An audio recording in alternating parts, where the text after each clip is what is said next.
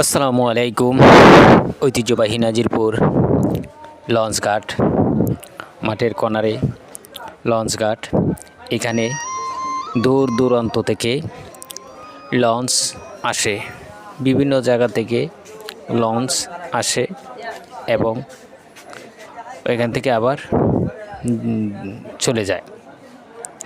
তো ঐতিহ্যবাহী লঞ্চঘাট, সপ্তাহে একদিন হাট, নাজিরপুর বাজার। এখানে বিভিন্ন ধরনের ছোট বড় লঞ্চ এখানে আসে,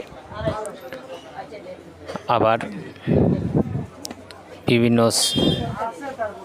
লঞ্চ এখানে আসে আবার চলে যায়।